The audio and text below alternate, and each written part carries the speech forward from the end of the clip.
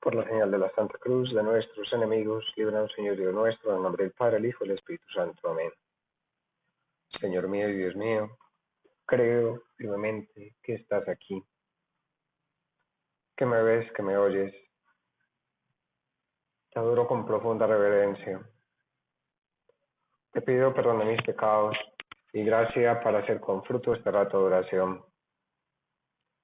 Madre mía Inmaculada, San José, mi Padre y Señor, Ángel de mi guarda, intercede por mí. El Evangelio de este jueves de la quinta semana de Pascua nos dice que Jesús, recordemos que está en la última cena, nos está preparando para la venida del Espíritu Santo. Vamos a seguir tratando a Dios Espíritu Santo durante todos estos días. Dice Jesús, dentro de poco ya no me veréis, pero dentro de poco me volveréis a ver. Comentaron entonces algunos discípulos, ¿qué significa eso de dentro de poco ya no me veréis, pero dentro de poco me volveréis a ver? Y eso de me voy al Padre, me voy al Padre. Ya nos había dicho en estos días, conviene que yo me vaya, porque si no me voy no enviaré el Paráclito.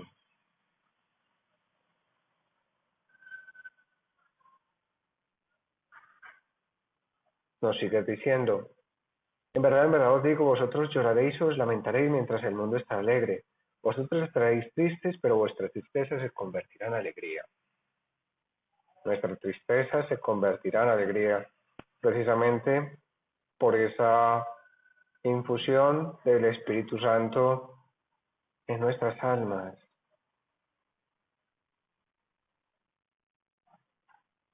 El Catecismo de la Iglesia Católica, del que voy a tomar gran parte de este rato de conversación con Dios, nos dice algo que comentábamos ayer. Nadie puede decir Señor Jesús si no es por el influjo del Espíritu Santo. Dios ha enviado a nuestros corazones el Espíritu de su Hijo que clama, Abba, Padre. Es el Espíritu el que clama. Y uno dice, ¿pero por qué en el Antiguo Testamento? ¿Y por qué incluso en el Nuevo Testamento, cuando tú, Señor, estabas aquí en la tierra, pues no mencionaste casi cosas del Espíritu Santo? San Gregorio Nacianceno nos explica en el 684 del Catecismo. El Antiguo Testamento proclamaba muy claramente al Padre y muy oscuramente al Hijo. El Nuevo Testamento revela al Hijo y hace entrever la divinidad del Espíritu. Ahora, en este momento, el Espíritu Santo tiene derecho de ciudadanía entre nosotros y nos da una visión más clara de sí mismo. En efecto, no era prudente, cuando todavía no se confesaba la divinidad del Padre, proclamar abiertamente la del Hijo. Y cuando la divinidad del Hijo aún no era admitida, recordemos que los judíos no aceptaron, bueno, no los judíos, algunos de los judíos, a quienes el Padre no les dio la oportunidad, porque nadie puede venir a mí si no les ha traído por el Padre. Pues muchos de los judíos que estaban en abierta oposición con Jesús, pues no aceptaban tu divinidad, Señor. Es más, en estos días que hablábamos con esta cuñada mía, una de las cosas que me decía es lo que no aceptan los musulmanes y no lo van a aceptar nunca es que Jesús es Dios. Y obviamente, pues eh, Jesús es un profeta para ellos. Para nosotros es la palabra encarnada, es como si fuera el Corán encarnado.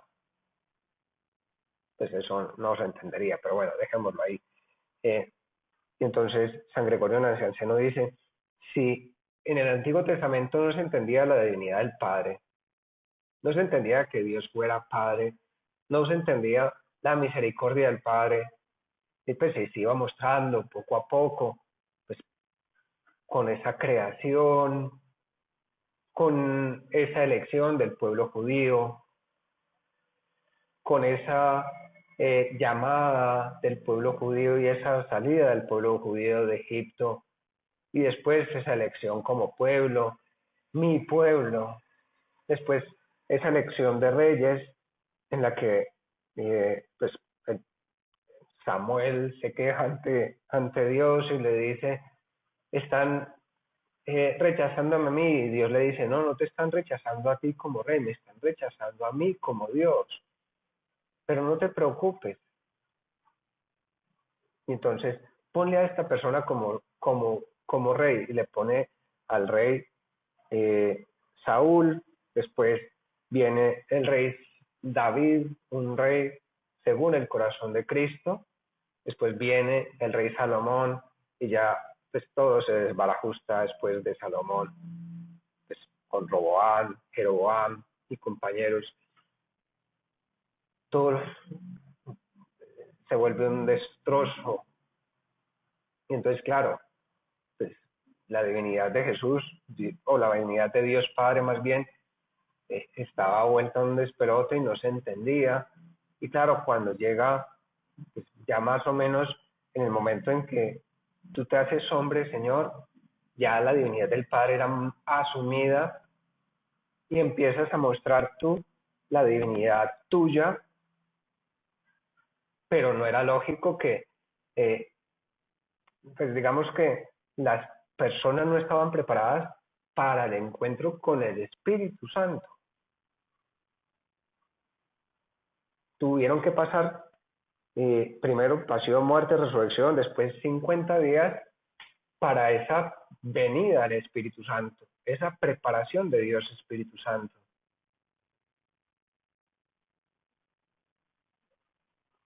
No era prudente, volvamos a San Gregorio Nacianceno, cuando todavía no se confesaba la venida del Padre, proclamar abiertamente la del Hijo, y cuando la venida del Hijo no era admitida, añadir al Espíritu Santo como un fardo suplementario, como un peso suplementario, si empleamos una expresión un poco atrevida. Así, por avances y progresos de gloria en gloria, es como la luz de la Trinidad estalla en resplandores cada vez más espléndidos.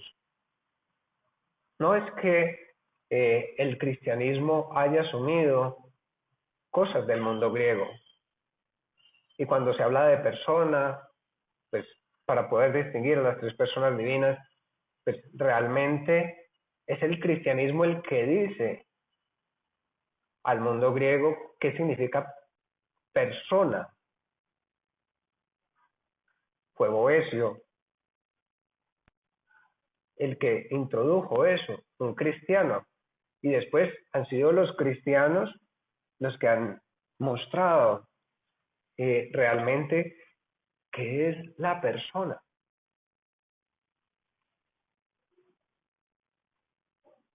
Y sigue el catecismo de la Iglesia. El Espíritu Santo coopera con el Padre y el Hijo desde el comienzo del designio de nuestra salvación y hasta su consumación.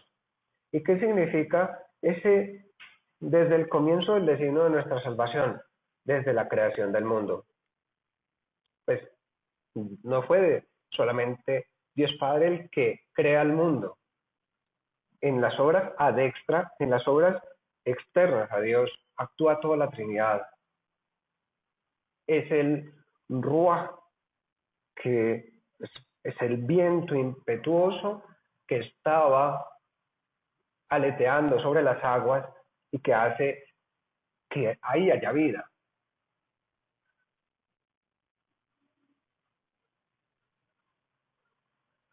Es el Espíritu el que hace que se infunda en el hombre, el que hace que se dé el aliento de vida.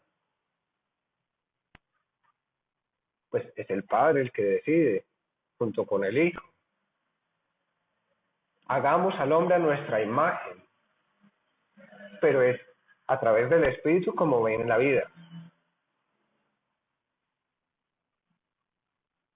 Por eso, qué importante es que nosotros miremos cómo podemos tratar más, pues si estamos preparándonos y durante todas estas 2 semanas bueno, semana y media que estamos ahora preparando con ese escenario del Espíritu Santo, qué importante es que nosotros tratemos a Dios Espíritu Santo. Qué importante es que nosotros nos metamos en este tratar a Dios Espíritu Santo.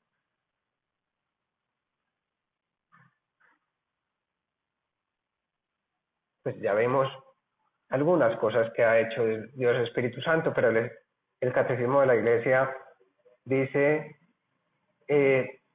lugares de conocimiento del Espíritu Santo, donde nosotros nos damos cuenta, en primer lugar, dónde está el Espíritu Santo, en las Escrituras que Él ha inspirado, en la tradición de la Iglesia, de la cual los padres de la Iglesia son siempre testigos actuales. Pues ya vamos a ir mencionando cada cosa. Pues no llegaremos a mucho, porque pues ya llevamos 11 minutos y pues esto no nos da para tanto. No nos da tanto tiempo, nos encantaría, pero pues también hay que llegar a media hora y a la media hora hay que cerrar. Pero entonces empecemos. Dios se comunica, Dios se revela, revelar no en el sentido de rebelión, de pelear, sino de mostrarse, así como antes las cámaras, uno tenía cámaras fotográficas y pues le daban a uno un rollo y uno iba a Kodak o iba a no sé qué y ahí les revelaban a uno los rollos que uno había tomado. Pues ahora digamos que pero bueno, esa revelación de Dios se da en primer lugar en la creación, pero es fruto del Espíritu Santo. Pues la revelación de Dios es el Hijo, pero ese fruto de esa revelación es gracias a Dios Espíritu Santo, que quiere mover a todos los hombres, a que todos los hombres nos movamos. Dice Jacques Philippe en un libro que se llama La oración, Camino de Amor, una de las mejores cosas que tiene la Biblia es que no solamente Dios se dirige allí a nosotros, habla a nuestro corazón, sino que además nos da palabras para responderle. Hace un rato estaba con las niñas de tercero o cuarto de primaria, ya no recuerdo. Estábamos en clase hablando de la misa. Y entonces les explicaba que en la misa se nos entrega a Jesucristo en el pan y en la palabra, o Dios más bien, Dios en la palabra. Entonces les hacía un ejercicio y empezamos a leer un texto el texto de Jesús, no el del Evangelio del día porque pues para unas niñas estaba más complicado, sino que les leí aquel texto de la multiplicación de los panes y de los peces, cómo Jesús se conmueve el corazón al ver a las muchedumbres que están con él y no quiere despedirlas para que se vayan por el camino. Y entonces les pregunté, les dije, cierren los ojos, pregúntenle a Dios, pues si eso que nosotros leemos es palabra de Dios, es palabra de Dios dirigida a cada uno de nosotros, pues vamos a mirar cómo hacemos para lograr que esa palabra de Dios realmente me hable a mí. Entonces le pregunté a varias que voluntariamente quisieran decirnos qué le decía la palabra de Dios. Entonces una de ellas me decía, pues una cosa que a mí me dice es que tengo tengo que ser, pues que hay mucha gente, pues lo miraba por el lado de, hay mucha gente que tiene hambre. Entonces decía, yo lo tengo todo y tengo que darle gracias a Dios. Otra me decía, tengo que tener mucha compasión con las personas. Otra me decía, eh, si yo le doy lo poquito que puedo darle, pues 5 panes, pues con eso Dios hace muchas cosas.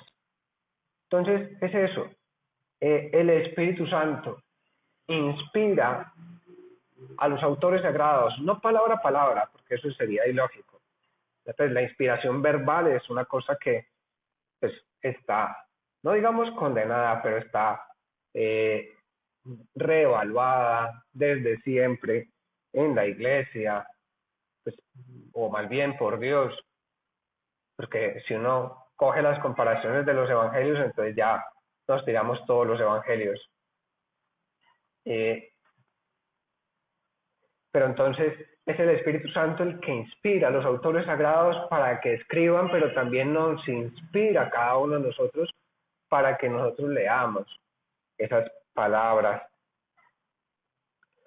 Dice el Papa Francisco en Evangelii Gaudium a propósito de esto: el Evangelio habla de una semilla que una vez sembrada crece por sí sola también cuando el agricultor duerme.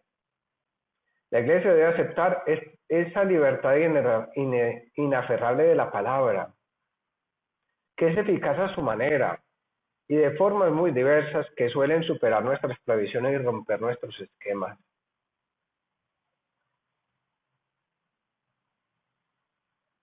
Pues nosotros muchas veces queremos convencer a las personas. Ayer hablaba con una amiga que me decía, es increíble, me están llamando de tal secta protestante, pues tienen un contestador automático, tienen a unas personas que están haciendo las cosas, pues me decía, yo conozco lo que es un mercadeo y están haciendo mercadeo conmigo. Me llaman de un lado, me llaman de otro. Cuando les digo que no quiero estar en su lista, entonces me dicen que por qué. Pues Dios no hace mercadeo así. Tu Señor lo que haces es hablas y esa palabra es, como dice San Pablo, más incisiva y más eficaz que una espada de 2 filos que entra hasta el fondo del alma. Pues vamos a pedirle a Dios Espíritu Santo que nos ayude, que llegue hasta el fondo de nuestra alma y que nosotros nos demos cuenta y demos gracias a Dios por el don de la palabra.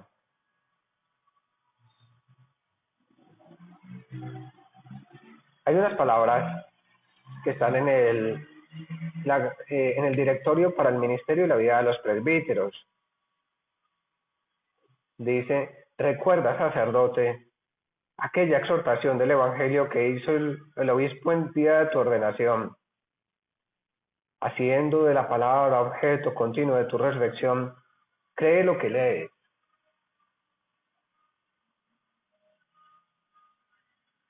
Enseña lo que crees y haz vida lo que enseñas. Cree lo que lees. Eso es lo primero.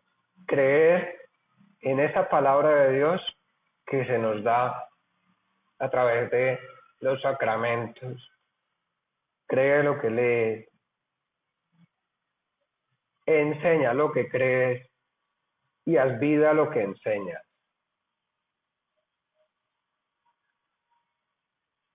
Creer lo que leemos, enseñar lo que creemos y hacer vida nuestra.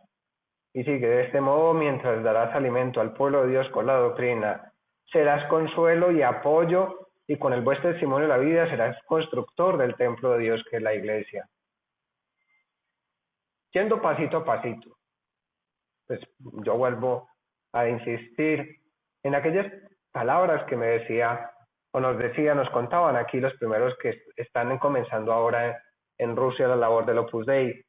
Somos 28 sacerdotes sacerdotes, somos 28 sacerdotes de la Iglesia Católica para 2 millones de kilómetros cuadrados, de los cuales 20 son religiosos, los otros 8 somos sacerdotes seculares. O sea, le tocan 2 millones de kilómetros cuadrados, 2 veces Colombia, a 8 sacerdotes. Pues, si nosotros, en un momento dado, el cardenal Sara decía, no hay que tener miedo a la ausencia de vocaciones. Perdón que se me cayó esto. No hay que tener miedo a la ausencia de vocaciones. Lo que hay que tener miedo es a la falta de vida interior. Lo que hay que tener miedo es a no dejar que el Espíritu Santo se meta en nuestra vida, se meta en nuestra alma y nos lleve. De eso sí hay que tener miedo.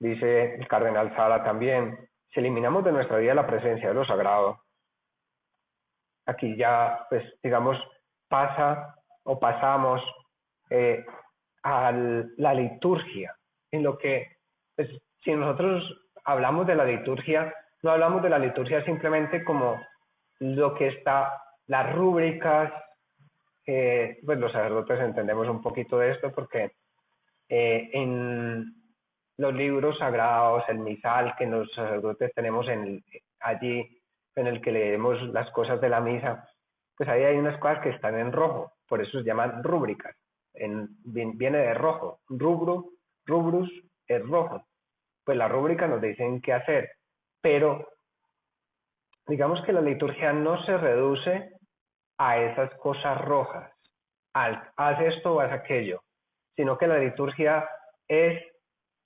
la presencia del Espíritu haciendo o trayendo al presente lo que se vivió hace años, hace 2000, hace 4000 años.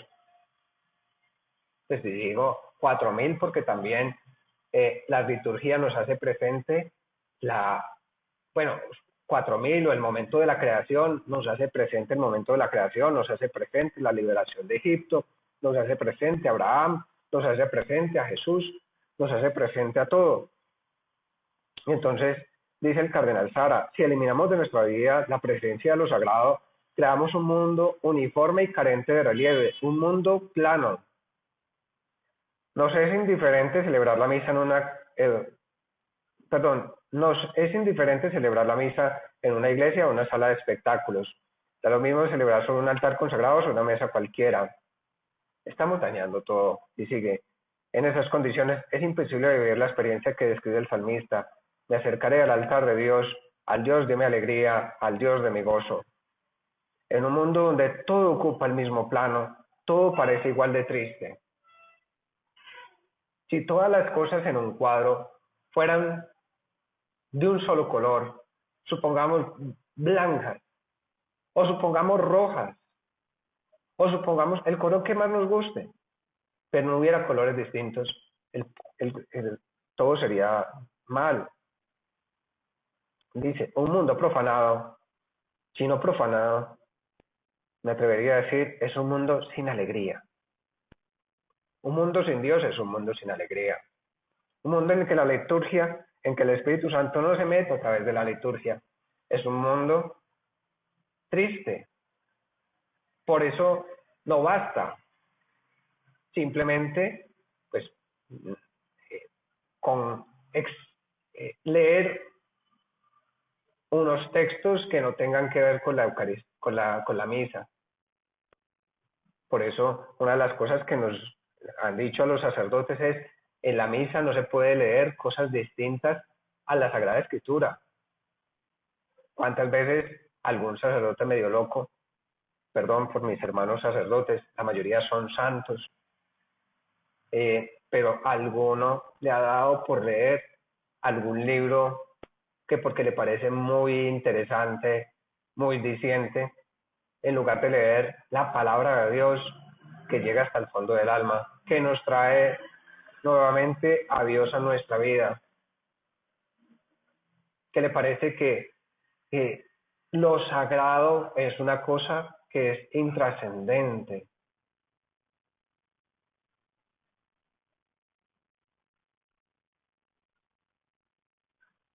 En el fondo, la pérdida del sentido de lo sagrado es motivo de tristeza. Qué maravilla, dice el cardenal Sara, cuando un monaguillo de pocos años se acerca por primera vez al altar. No es simplemente para que mueva cosas y ayude, sino para que se acerque a lo sagrado, para que ayude en lo sagrado. Cuanto más cerca a Dios está, mayor es su alegría. Por eso se ha revestido con las prendas sagradas de sus ministros.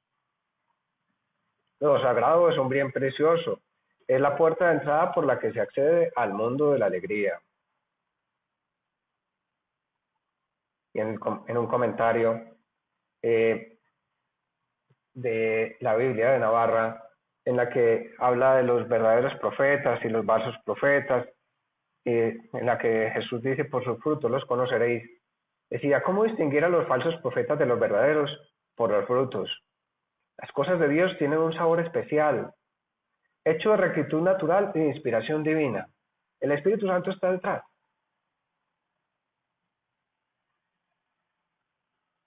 El que verdaderamente habla las cosas de Dios siembra fe, esperanza, caridad, paz y comprensión. En cambio, el falso profeta de la Iglesia de Dios es el que con su predicación y con su conducta o con su actuación siembra división, odio, resentimiento, orgullo, sensualidad. Y cuando nosotros, bien sea sacerdotes, bien sea laicos, les dibujamos la palabra de Dios, les dibujamos a Dios, les dibujamos la liturgia, les dibujamos lo sagrado, nos tiramos todo. Cuando nos da igual el ser, pues, perdón, no me estoy refiriendo mal a ninguna religión, pero cuando nos da igual la Eucaristía, que pues, cualquier otra cosa, es que todavía no hemos entendido, no hemos comprendido. No hemos comprendido. Cuando lo sagrado no nos atrae, cuando no nos arrodillamos delante de lo sagrado, cuando no solamente vamos a pedir, sino a adorar. Lo que decía el Papa Francisco aquí en Colombia, es importante que adoremos. Cuando nosotros no nos acercamos a lo sagrado, cuando no dejamos que el Espíritu se meta en nuestra vida, pues desdibujamos todo lo que es la iglesia y la dañamos. El fruto más característico del falso profeta es apartar al pueblo de Dios del magisterio de la iglesia. Es dividir, aunque diga palabras muy bonitas, pero con eso se divide, se hace daño. El fin de los embaucadores está también señalado por el Señor, y malditos al fuego eterno. Señor, haz que nosotros, bueno, todos los sacerdotes y todas aquellas personas que están siguiéndote, y todos los laicos, mostremos a Cristo y no intentemos separar su doctrina de la verdadera doctrina, que no intentemos quitar las cosas importantes, lo sagrado, de lo fundamental. Acudimos a la Virgen, ella, me imagino, cómo miró a Jesús, pues cómo contemplaba a Jesús en sus brazos, sabiendo que era Dios, o más bien teniendo a un niño que estaba allí, pero sabiendo también que a su vez era Dios. Pidámosle a ella que sepamos contemplar junto con San José a Dios en cada cosa, pero fundamentalmente en las cosas sagradas. Te doy gracias, Dios mío, por buenos propósitos, afectos e inspiraciones que me has comunicado en esta meditación. Te pido ayuda para ponerlos por obra. Madre mía Inmaculada, San José mi Padre y Señor, Ángel de mi guarda, interceded por mí.